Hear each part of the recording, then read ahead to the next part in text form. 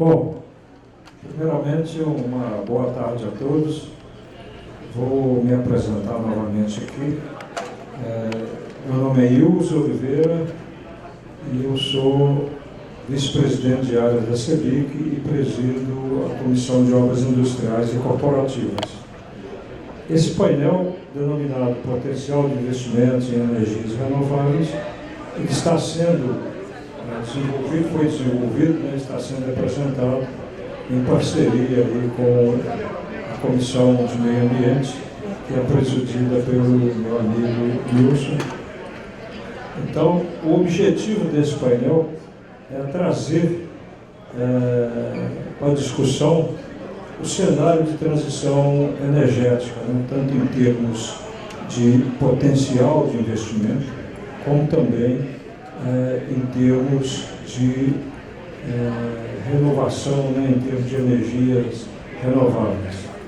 Então, como o nosso tempo é curto, o mais importante é nós ouvirmos os nossos palestrantes, eu vou passar para o Nilson, que vai fazer a apresentação aí dos palestrantes.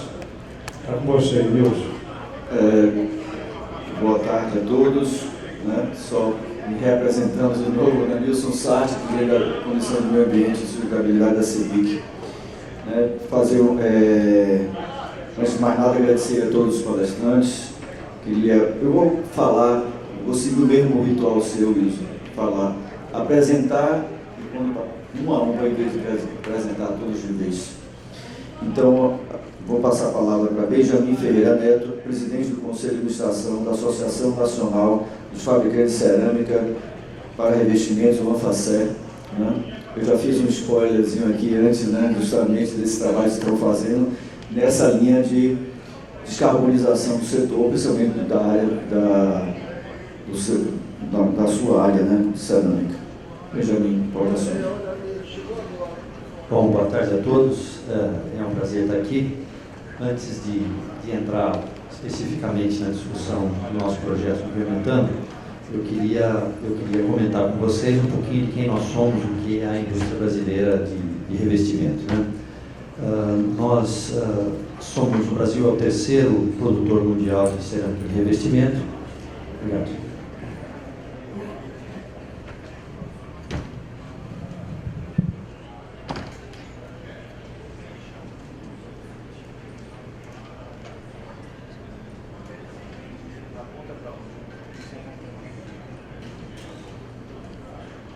O Brasil é o terceiro produtor mundial de revestimentos cerâmicos. Nós temos uma capacidade de produção superior a 1 bilhão de metros quadrados por ano.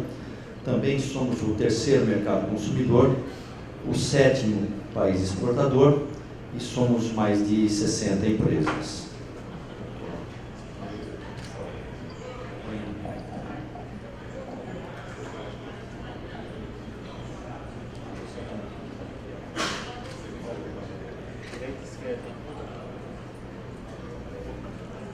Dá uma ida lá. Puxa, obrigada.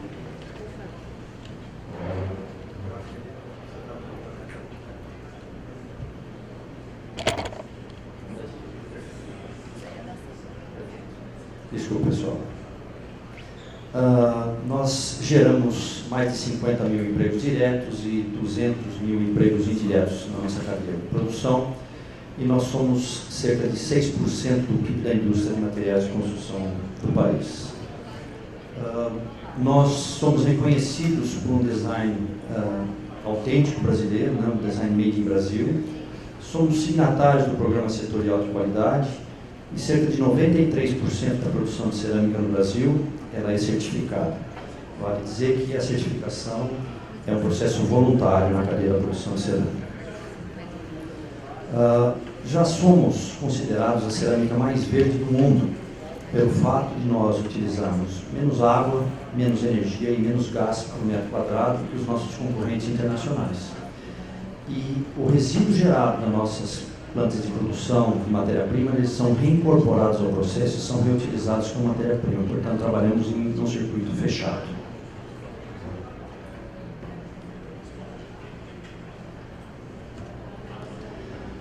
O setor cerâmico de revestimento nacional é o 10º maior consumidor de energia elétrica industrial do país e nós somos o segundo consumidor industrial de gás natural.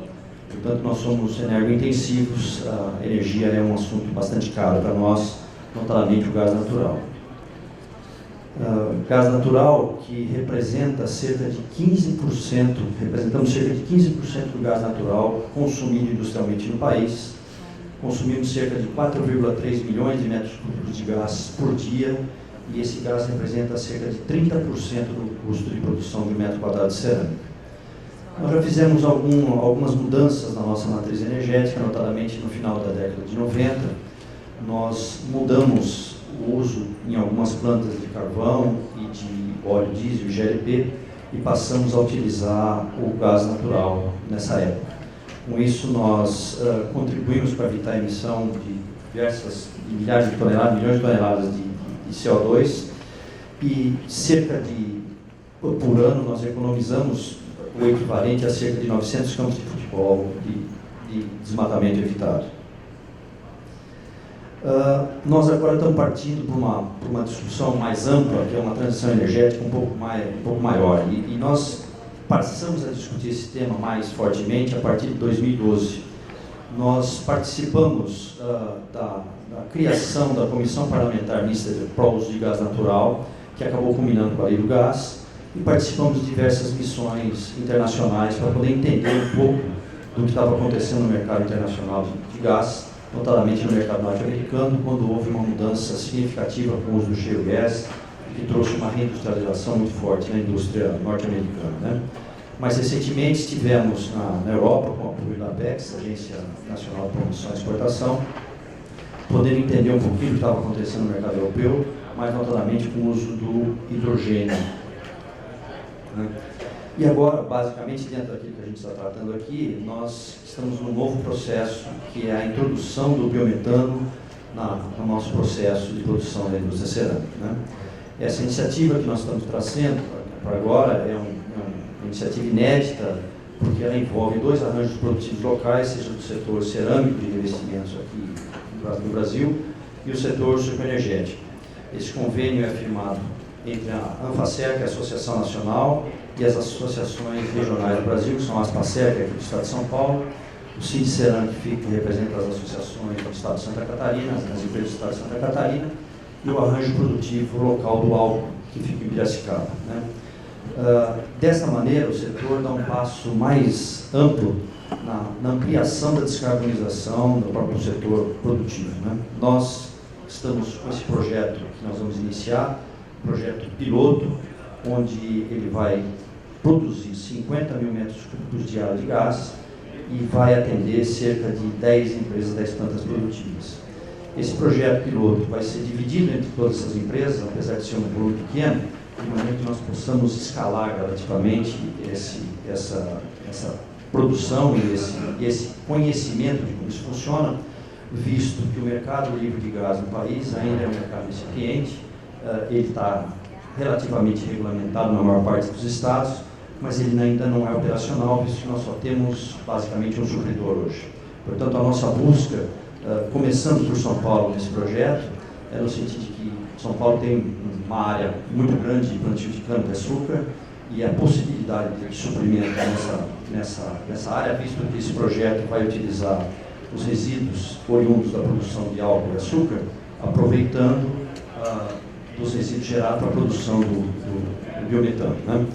E esse projeto vai ter uma pegada negativa de carbono pelo fato de ele reduzir a emissão de metano e substituir um combustível fóssil utilizado hoje no nosso processo produtivo.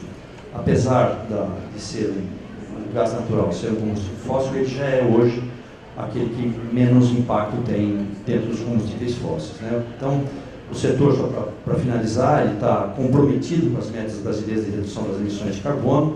A nossa expectativa até o ano de 2030 é poder chegar a 1 milhão de metros cúbicos de consumo de biometano em substituição ao gás natural. Portanto, dentro dessa possibilidade de escalonamento com a curva de aprendizagem desse projeto piloto, nós estaremos ampliando essas discussões.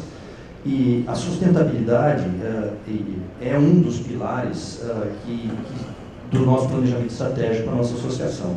Então, está muito focado, né, naquilo que a gente está encaminhando, para aquilo que a gente pretende ser nos próximos anos, E com essa matriz energética mais renovável, a indústria nacional, que já é protagonista em relação ao consumo de energéticos para a produção sustentável dos seus investimentos, vai passar a ser ainda mais relevante e mais protagonista em todo o mundo. É isso que eu tinha para dizer para vocês nesse momento. Obrigado.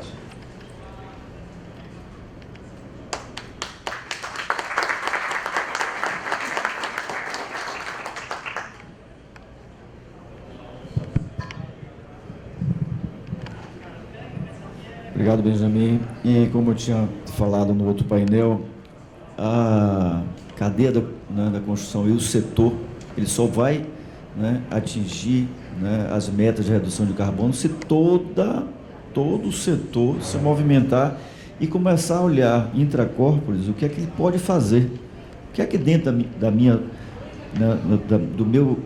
do meu segmento, onde é que eu posso, né, reduzir minha pegada de carbono. E eu acho que é isso que vocês estão fazendo. Já estava com uma redução e agora vocês foram aprofundando mais. Parabéns. Gostaria de passar a palavra para Riomar Merino Jorge, especialista técnico regulatório da Associação Brasileira de Energia Eólica, ABEÓlica. Obrigado, Riomar, e mais uma vez pela sua presença.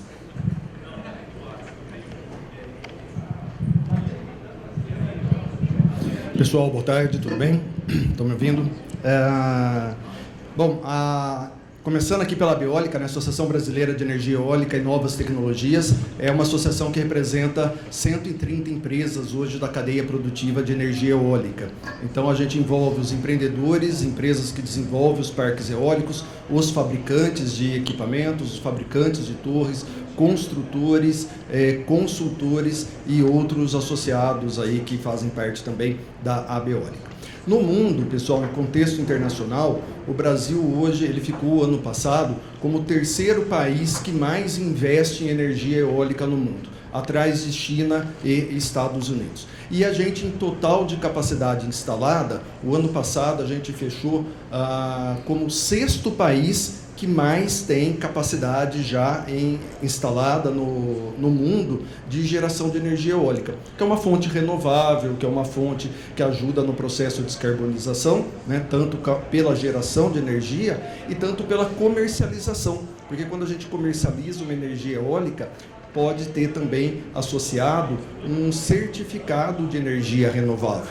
E aí esse certificado ele vale como um carimbo, por exemplo, de boas práticas, né, de uso renovável da energia, e é até muito exigido até em questões de exportações. Alguns países só aceitam importar produtos desde que seja comprovado o uso de uma energia renovável. Aqui é o potencial eólico do Brasil. Então o mapa da esquerda ele mostra o potencial onshore. Essas áreas mais escuras, vermelhas, elas mostram um melhor aproveitamento do vento, e as áreas mais verdes um pior aproveitamento. E o mapa da direita ele mostra o potencial eólico offshore, na costa, no mar. E aí o Brasil, ele também, nesse aspecto, ele foi muito abençoado em questões de recursos naturais. A gente já tem uma base de geração de energia hídrica aqui, quase 60% hoje da nossa geração é hídrica, mas também é abundante em energia eólica, solar, biomassa, e isso faz do país que ele tem uma matriz elétrica, uma das matrizes mais limpas do mundo. Hoje 83% da energia gerada no Brasil é de fonte renovável. E coloca o país numa situação de destaque perante o mundo. O fator de capacidade, que indica a capacidade de aproveitamento do vento para a produção de energia elétrica, também é um dos melhores do mundo aqui no Brasil. A gente apresenta a faixa aí de 52% em média, né? E enquanto que outros países, a média mundial é 39%. Ou seja, um empreendimento eólico instalado aqui no Brasil, ele vai gerar mais energia elétrica que o mesmo empreendimento instalado em outros países do mundo. Isso também deixa a energia uma das mais baratas do mundo e, junto com a energia solar, a energia mais barata aqui do Brasil. Aqui é a evolução da capacidade instalada. Então, em 2011, a gente tinha quase 1 gigawatt de capacidade instalada. O ano passado, a gente fechou com 25 gigawatts de capacidade instalada e já temos projetos previstos em construção que totalizam mais de 40 gigas de capacidade instalada. Então, para mostrar o crescimento, a evolução da fonte, né? Aqui é um slide que mostra a capacidade instalada por estado. A Bahia é um dos que tem maior empreendimento, depois Rio Grande do Norte também é o segundo estado que tem maior capacidade instalada em novos projetos. E 90% da geração eólica aqui do Brasil, ela fica no Nordeste, 10% no Sul. Hoje a gente tem 12 mil, não estou enxergando aqui, 10 mil aerogeradores instalados e 4.500 previstos ali. Isso demanda, pessoal, construção, bases de concreto, infraestrutura e também para essa na parte da usina, mas para a conexão dessa usina, a gente precisa de linhas de transmissão, estradas, logística e toda essa infraestrutura para movimentar o setor. Com relação ao parque offshore, já tem cadastrado no IBAMA o total de 182 GB de projetos pedindo licenciamento ambiental, totalizando quase 12 mil aerogeradores, que vai demandar também de infraestrutura para a instalação desses aerogeradores, tanto na parte offshore, lá no mar, mas também toda uma logística, construção, aprimoramento de portos, fábricas, logística de transporte aqui no país. E a questão de oportunidades, né? Então a geração eólica, além de ser uma fonte renovável, ela traz aí um monte de oportunidades, que ela colabora com algumas oportunidades e também auxilia na criação de oportunidades para outras empresas. O principal aspecto que a gente poderia comentar é a questão da agenda ESG, estava sendo debatida no painel anterior aqui, mas ela colabora fortemente com a questão ambiental, né? Então, e também toda a questão social, porque a instalação dos parques, ela também ajuda muito a comunidade, ajuda a arrecadação de impostos, ajuda o desenvolvimento daquele município no parque, naquele local que o parque é instalado. Existe a oportunidade de uma retomada econômica, que o país precisa voltar a crescer, passando 2 anos de pandemia, e esse crescimento ele vai acelerar tanto a demanda por energia, mas também novos investimentos, uma retomada do PIB, e isso vai ser um processo aí que a gente espera que ocorra muito rapidamente. Exportação, como eu já havia comentado, porque a energia renovável ela pode conferir um selo especial, né, para algum produto produzido aqui, que ganha um destaque maior, uma competitividade maior em exportação. Então, é um diferencial também das energias renováveis. E questão de novas tecnologias também, que ela pode colaborar para o desenvolvimento dessas etapas. Como novas tecnologias, a gente cita soluções híbridas, parques que tenham a fonte eólica juntamente com a fonte solar, trabalhando no mesmo local. A energia eólica, ela gera mais à noite, a energia solar, à noite, ela não gera, né, por questões óbvias. Então, a gente pode fazer um parque que otimiza todo esse aproveitamento, otimiza o uso do sistema de transmissão e barateia, por exemplo, o custo da energia para os empreendimentos. O uso de armazenamento, baterias para armazenar energia, porque às vezes a gente gera energia no momento que não há necessidade do sistema e pode devolver essa energia depois no momento posterior, quando o sistema precisa desse suprimento. O hidrogênio verde, que é uma fala do momento, né, que o mundo inteiro tem falado do hidrogênio verde, bem como da indústria verde, o aço verde, a amônia verde, e para que a gente tenha essa indústria verde, os países exigem que exista a produção desses itens com bases em fontes renováveis. E aí a eólica, juntamente com a solar, elas são expoentes nessa produção de energia do hidrogênio verde. A eólica offshore, que vai, logo a gente deve ter os primeiros parques, aí daqui acho que uns 5, 6 anos, deve ter os primeiros parques offshore.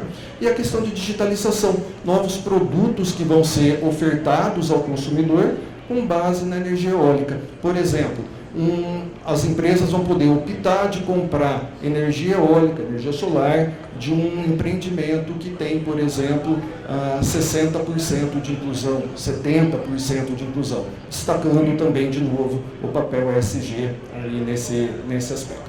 Tá bem? Adiantei aqui um pouquinho, mas esses pontos que eu queria trazer. Obrigado aí pela... Obrigado, Neymar. A gente vai ter a oportunidade de ainda aprofundar um pouco nos debates. Vou passar agora, né, a palavra a Daniel de Oliveira Sobrinho, coordenador estadual da Associação Brasileira de Energia Solar, AB Solar, e grande participante da CMA, da CEBIC. Daniel. Obrigado, Lúcio. Boa tarde a todos. Eu sei também que eu faço parte da diretoria do Sinuscom. Agradecer ao presidente Alex e os colegas, para que a torcida organizada veio prestigiar aqui o evento. Gente, eu vou falar um pouquinho aqui eu vim representar a AB Solar, agradeço a honra de ter sido escolhido. Aqui um pouquinho rapidamente do trabalho da AB Solar, nós temos representação em todos os estados do Distrito Federal, assessorar as empresas, inclusive a AB Solar está completando agora 10 anos de atuação. E o crescimento dela foi astronômico, como a energia solar está sendo um crescimento. Aqui um pouquinho do mercado de energia solar do mundo, né? Ela tem uma capacidade instalada de 922 GB. E a gente vê cada região aqui, também ruim de eu enxergar aqui, mas eu acho que para vocês está mais fácil. A gente observa aqui o laranja aqui, que é a Europa, o crescimento da energia solar está mais ou menos uma rampa. Enquanto que na América do Sul, que o Brasil é um grande indutor disso, a gente vê ali o crescimento exponencial na linha verde.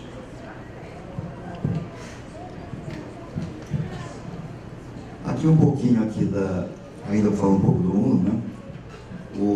Desde que ela foi implantada a redução do preço do serviço, à medida que ela aumenta a quantidade, o preço cai também. Então, desde 2005, ela caiu quase 528 vezes. E aqui a gente observa, nesse histórico aqui, o custo caindo aqui do serviço.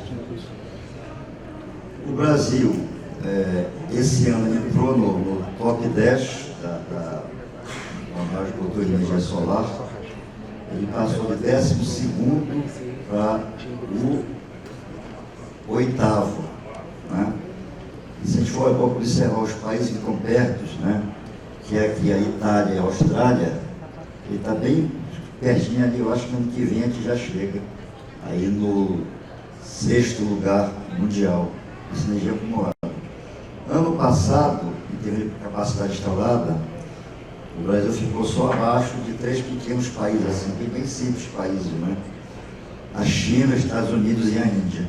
Então a gente pode dizer que nós estamos muito bem em relação à energia solar. Um pouco a gente não combinou a apresentação em Romar, não, mas tem muita coisa que está seguindo parecido aqui.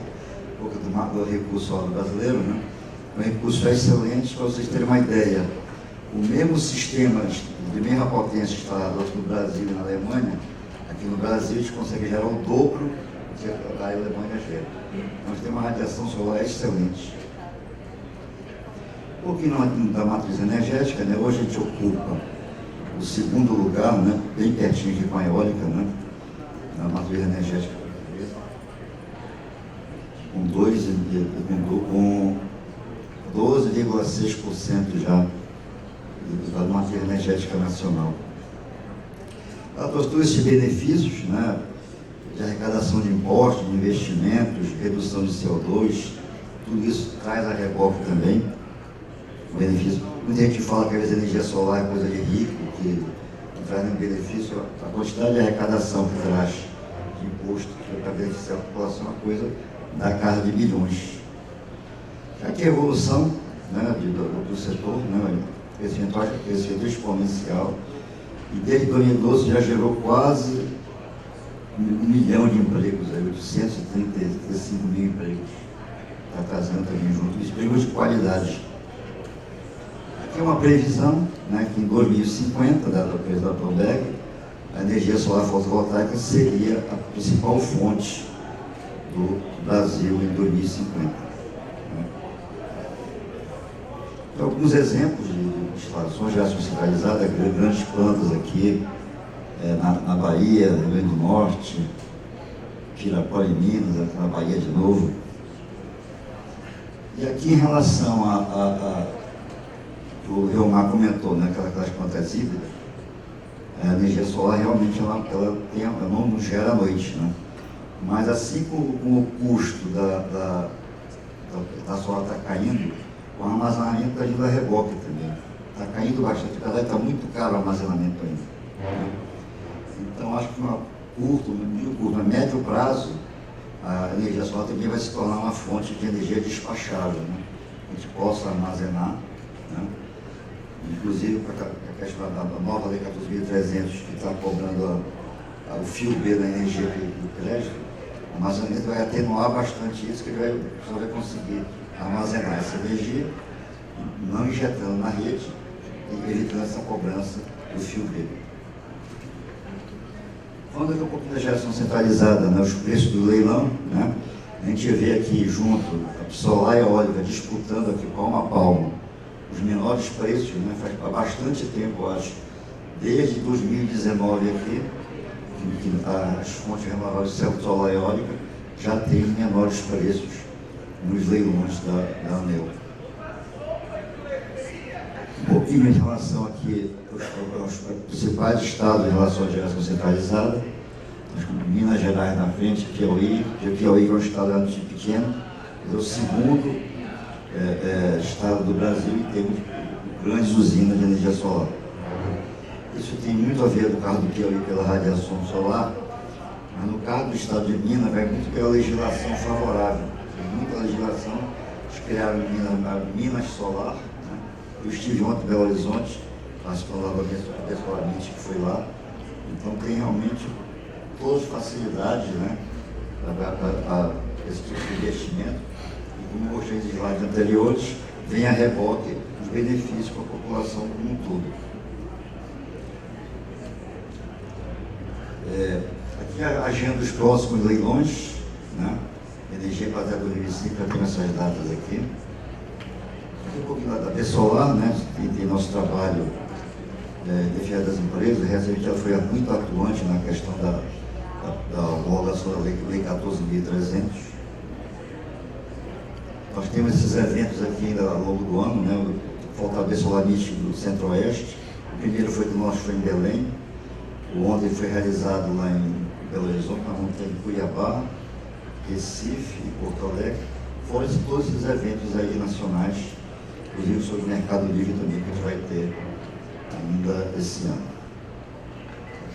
Quero agradecer, quem tiver interesse de associar, nós temos a lista dos associados aqui, e aqui estão os nossos contatos aqui também. Muito obrigado a todos e bati o cerco certinho.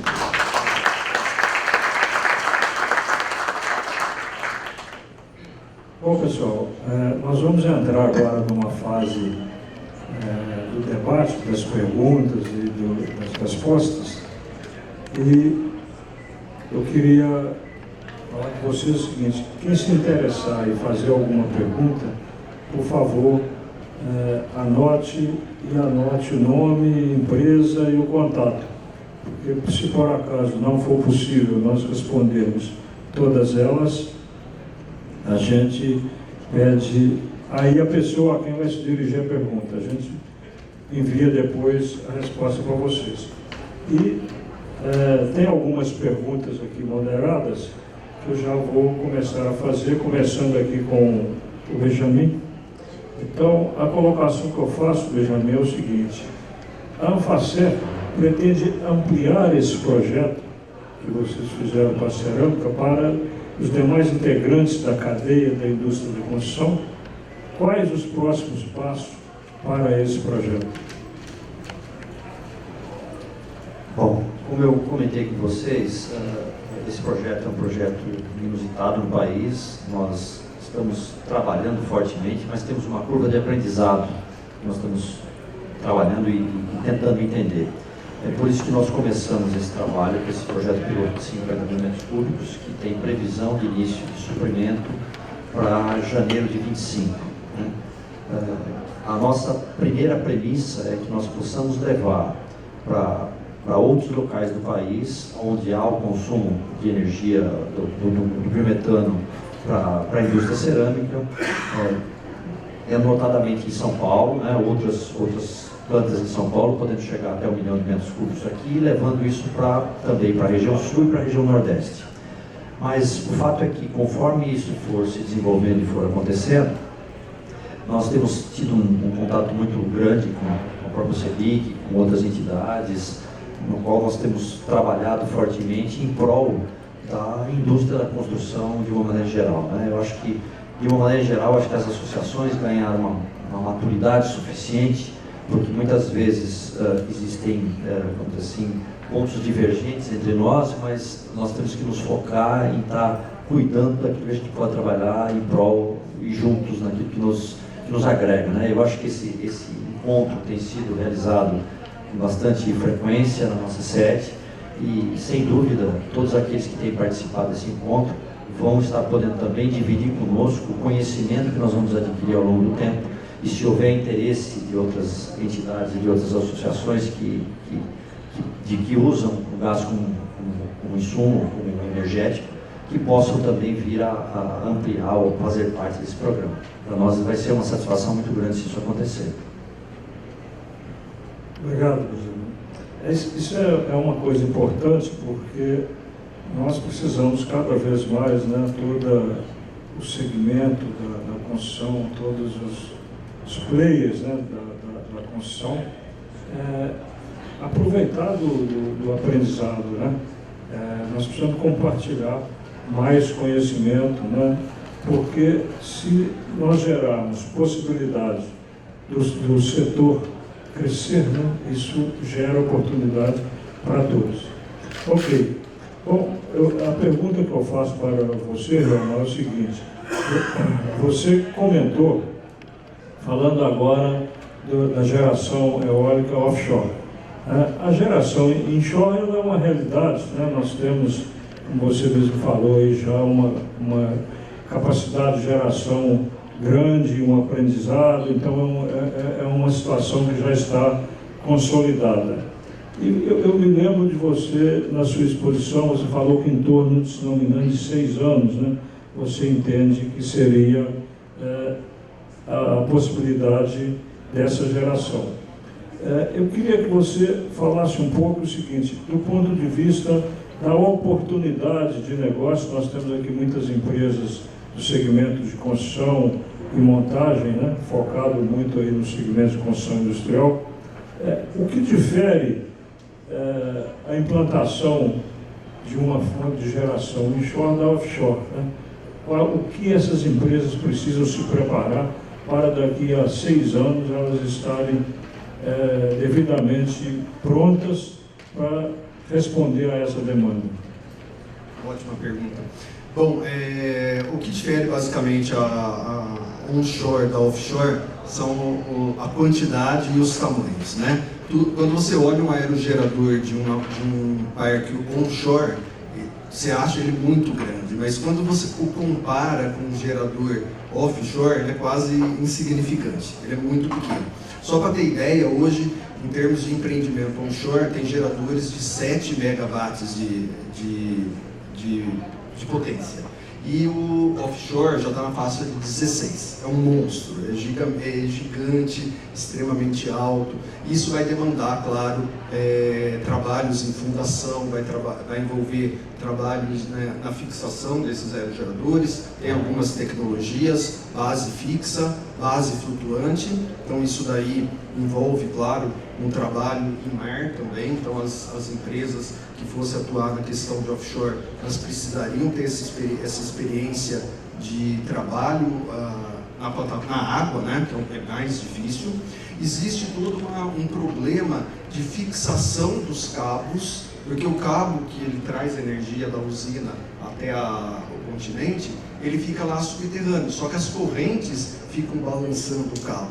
E aí também precisa de toda uma tecnologia de fixação desse cabo lá no leito. Lá. Então, eu estou falando só a parte, assim, por exemplo, de mar mesmo. A parte terrestre, pessoal, a gente vai precisar de muitas coisas. Infraestrutura de portos, a gente tem portos de Pecém, de Açu, mas eles vão precisar de construções nesses locais. Porque a ideia é que faça indústria dentro do porto, né? Que é o melhor aproveitamento. Você já constrói a pá ali na região do porto e já transporta essa pá para o mar. Então, vai precisar de construções, mas ainda assim vai precisar de ferrovias, vai precisar de rodovias para levar peças e suprimentos aí no local. Então, mas assim, acho que o grande para quem for trabalhar na questão offshore, seria, acho que principalmente se desenvolver um pouco na questão de construção marítima, que já é o que ocorre com quem já trabalha com plataforma de petróleo, já tem essa experiência aí, acho que vai agregar bastante aí no setor.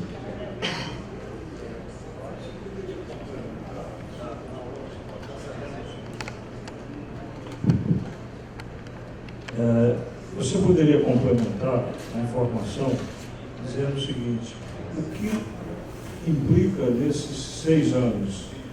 Por que 6 anos? É regulamentação ou é demanda, né, necessidade da economia evoluir para que se tenha mais demanda de energia? Por que não começar o ano que vem, por exemplo? Ótimo também. A legislação obriga que um parque eólico ele tenha pelo menos 3 anos de estudo de vento. Então, é necessário, né, para ter uma segurança no investimento, para que aquele investimento ele seja realmente viável, precisa ter 3 anos de medição de estudo de vento. E aí ainda teve um decreto que está regulamentando a geração de eólica offshore, e agora falta regulamentar a cessão de áreas no mar. Porque aqui na terra, a gente sabe, alguém é dono daquele terreno. Só que no mar, a gente ainda não tem uma lei que regulamenta isso daí. Então, acho que até 2023 deve ter essa regulamentação, aí depois deve ter o leilão de áreas no mar, e aí que começam os estudos e a fase de montagem. Então, antes disso, de 6 anos, é bem difícil ter o primeiro empreendimento offshore. Então, muito obrigado. Daniel? Só, perdão, eu tinha feito uma pergunta aqui do preço, né? O preço é um pouco mais caro, né? Desculpa, só aproveitando a pergunta dele aqui. O preço da eólica offshore, ela tende a ser um pouco mais cara. Mas, por exemplo, teve leilões na Europa e nos Estados Unidos que foi vendida a $45 a energia offshore.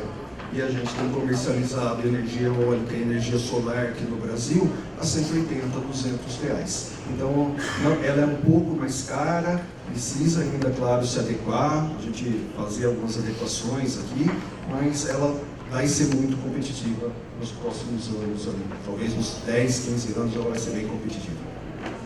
Ok. Muito obrigado, Romar. Daniel, você na sua exposição, você falou 2050, né? Quando chegaria numa geração, né, bastante representativa.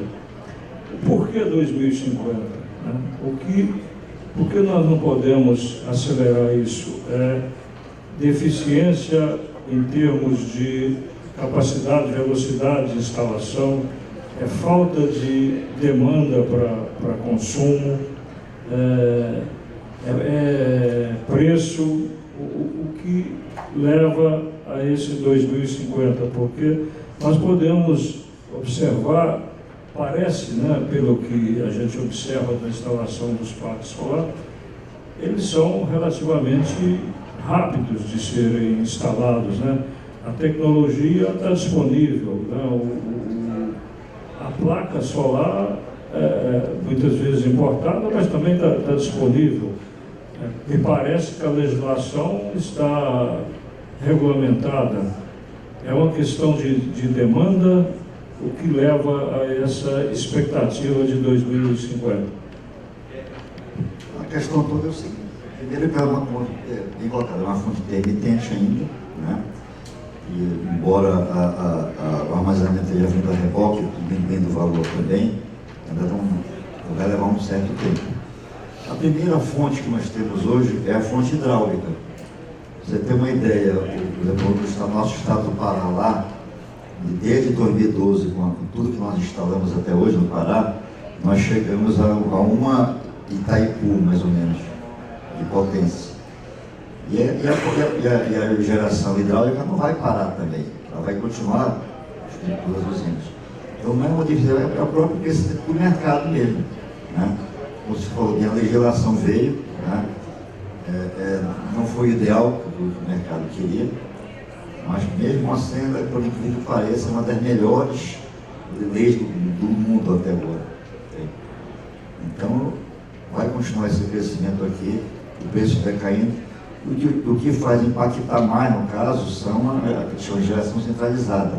E também tem essa questão da legislação ambiental, a mesma questão que o Omar falou, os 3 anos para a questão da emissão do vento, tem que a aprovação da legislação ambiental e tem os compradores de energia também. Não adianta estar gerando tanta energia também e não ter um comprador. Então, todo esse plebiscito foi uma prisão da Bloomberg, no caso, avaliando todo o mercado nacional. Ok, obrigado. Bom, nós temos agora as perguntas do público e eu vou passar ao Nilson aí, que está com elas ali, e vai endereçá-las aí aos palestrantes. Vou começar com a Anfacer. Eu tenho 2 perguntas. Eu já vou fazer as 2 e aí você desenvolve as 2, tá certo? Sim. Uma é de Lilian Sarruf, Sinduscon São Paulo. Né? Para elaborarmos os inventários de emissão de carbono das obras, precisamos dos fatores de emissão de GEE dos produtos, entre eles os revestimentos cerâmicos. Como a Anfacer tem tratado este assunto com os associados? Essa é uma. E a outra é de Oscar Simonsen, da CIE. A utilização, né, do biometano pressupõe a existência de gasodutos? Serão os mesmos usados hoje para o suprimento de gás natural? Vamos lá. Nós, na Anfacer, estamos revisando o nosso ciclo de vida dos produtos, então a gente está efetivamente retomando essas informações. Então, no período curto, nós vamos ter essa possibilidade e sim, as empresas vão poder fazer esse inventário, poder contar com essas informações e utilizar nas suas obras. Esse é o primeiro ponto. E existe a possibilidade de uso do biometano também transportado por caminhões.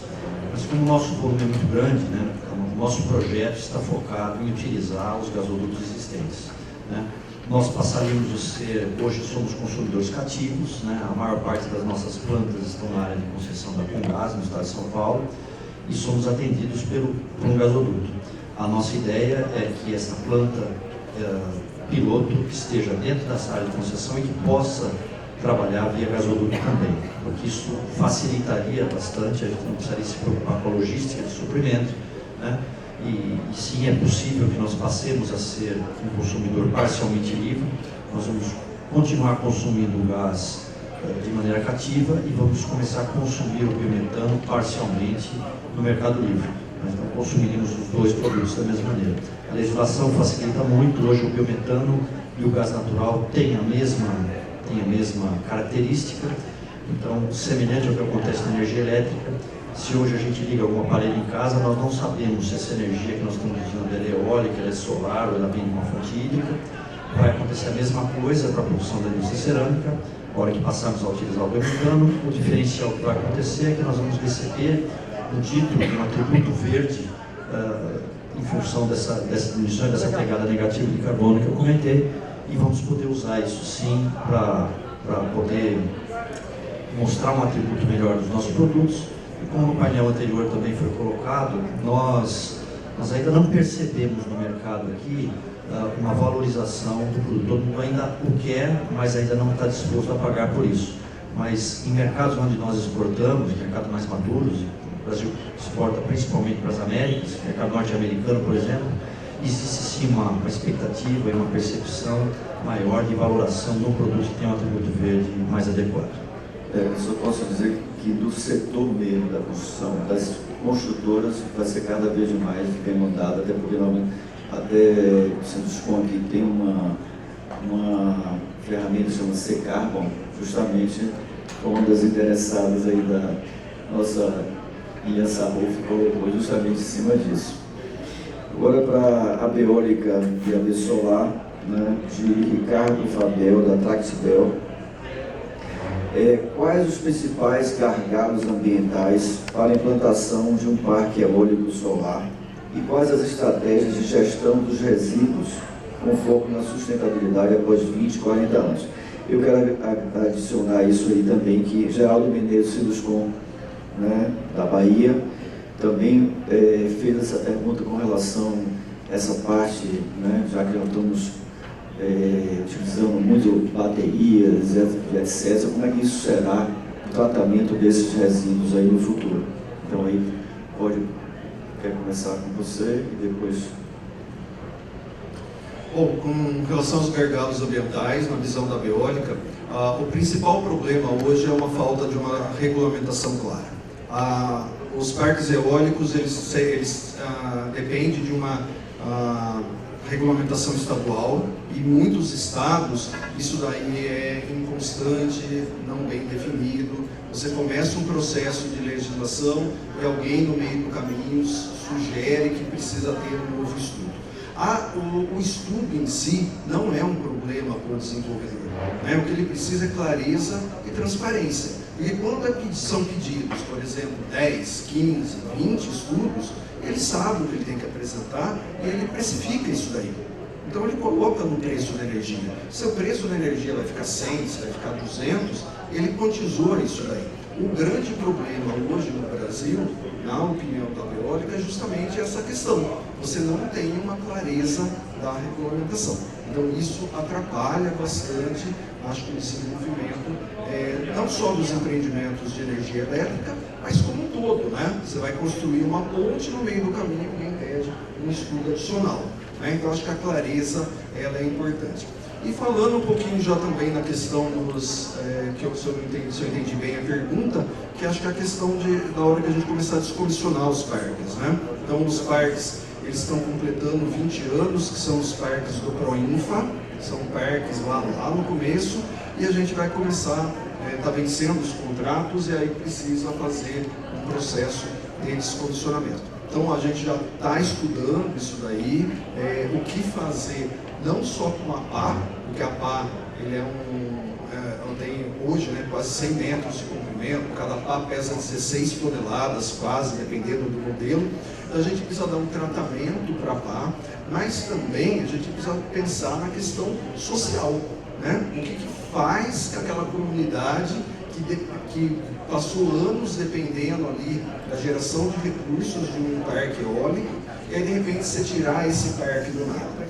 Os empreendedores não pensam muito em tirar o parque, mas sim fazer uma repotenciação, continuar a geração de energia elétrica naquele local com equipamentos mais novos. Então, mas de toda forma a gente precisa pensar na questão social e na questão de materiais. A questão social a gente acha que vai ser mais tranquila, porque o parque vai continuar ali, e a questão de materiais a gente vai envolver muito estudo, muito P&D e muitas também desenvolvimento de empresas especializadas, né, para tratamento desse material.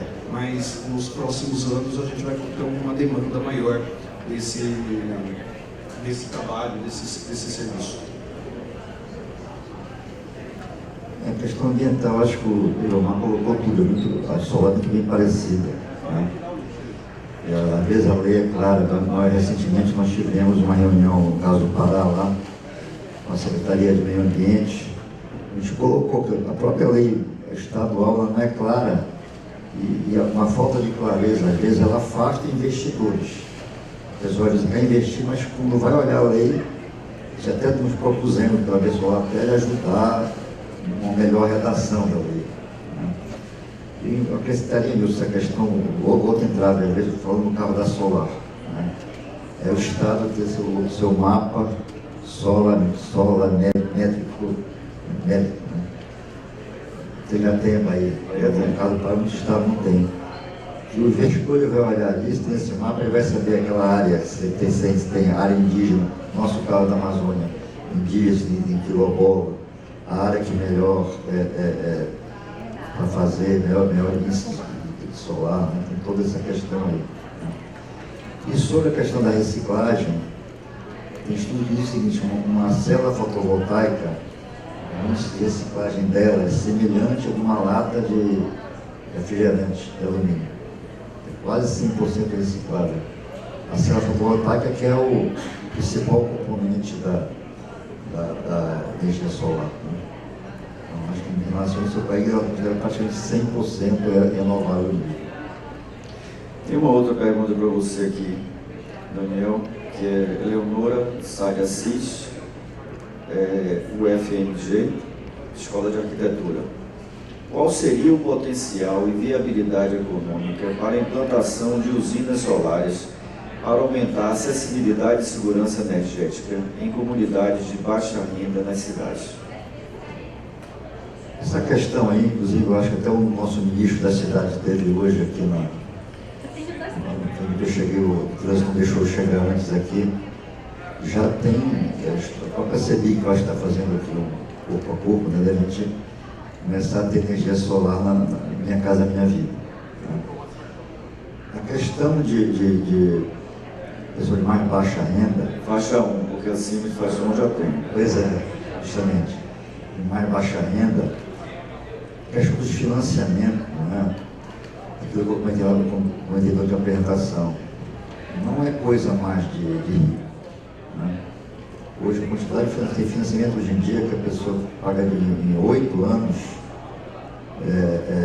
com juros facilitados, lógico, a taxa de juros está alta hoje por causa da Selic, a pessoa começa a pagar 120 dias depois, ou seja, depois de já ter feito a sua conta, já está gerando a economia, pagaria a economia da conta. Né? Então, não sei se eu respondi bem a pergunta, essa para disposição depois, mas a questão de recursos vai ser se o governo federal está incentivando, né? Minha Casa Minha Vida, se já tiver essa questão da energia vindo a reboque, eu acho que atenderia todo mundo, ao contrário do que tinha antes, né? Claro que já tinha as placas de aquecimento de água antes, né? Que atendia, virou uma coisa nacional. O cara colocar aquelas placas de aquecimento solar lá no Pará, né, Alex? A primeira coisa que o cara faz lá é tirar e vender, que aquele ali vai, o calor que faz lá, o cara não toma banho de água quente lá. E já não, a placa solar, o cara já chega na sua casa, já tendo um valor de economia na sua conta de energia. Acho que você responde a pergunta. Acho que você com a palavra. Bom, nós temos ainda 8 minutos aí, então nós vamos fazer agora o encerramento do painel. Apenas para informar a vocês, o painel, não só esse, mas todos os painéis do ENIC, eles foram gravados e vão ficar no site da CEBIC. Né?